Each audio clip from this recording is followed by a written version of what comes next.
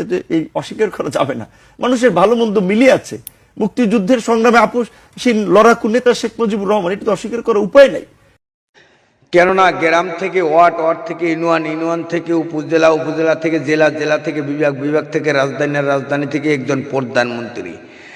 কিন্তু আমরা ওয়ার্ড পর্যায়ে, ইউনিয়ন পর্যায়ে, উপজেলা পর্যায়ে, আসন পর্যায়ে, মেয়র পর্যায়ে আমরা কর্মীরা পরিশ্রম করি, কষ্ট করি, করে একজন মেম্বার বানাই, একজন চেয়ারম্যান বানাই এবং একজন এমপি বানাই, একজন মেয়র বানাই। কিন্তু তাতে কর্মীরা কিন্তু এমপি হয়ে যায় না, কর্মীরা কিন্তু মেয়র হয়ে যায় না, কর্মীরা কিন্তু চেয়ারম্যান হয়ে যায় না, কর্মীরা কিন্তু মেম্বার হয়ে যায় না।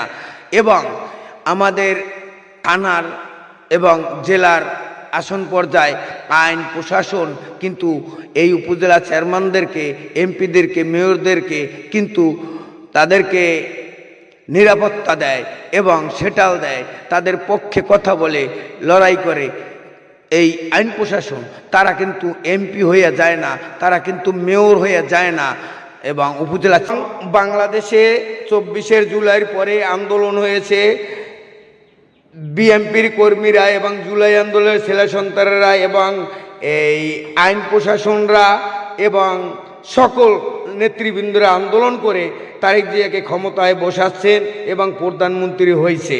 কিন্তু এই জন্যে কি বাংলাদেশের সকল কর্মীরাই, সকল আইন প্রশাসনরাই, সকল এমপি মন্ত্রী কি প্রধানমন্ত্রী হতে পারছে? না, পারে নাই। তারেক জিয়া একাই প্রধানমন্ত্রী হয়েছে।